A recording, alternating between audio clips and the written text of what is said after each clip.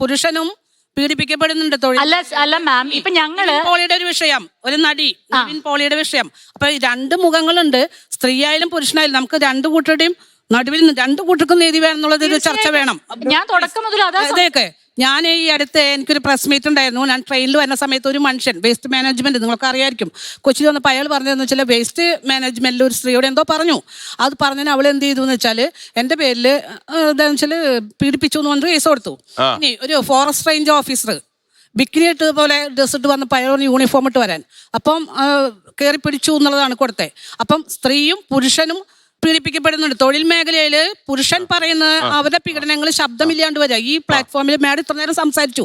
Madam സ്ത്രീക്ക് മാത്രമാണ്, ഞാൻ സ്ത്രീക്കും പുരുഷനും വേണ്ടി സംസാരിക്കുന്നത്. രണ്ടും നമ്മുടെ മക്കൾ, ഇത്ര മാഡം പറഞ്ഞല്ലോ, രണ്ടും നമ്മുടെ മക്കളാണ്. ഒരമ്മ, ഞാൻ അമ്മയാണ്. അപ്പൊ എനിക്ക് ഒരു ആൺകുട്ടിയും പെൺകുട്ടിയും ഉണ്ട്.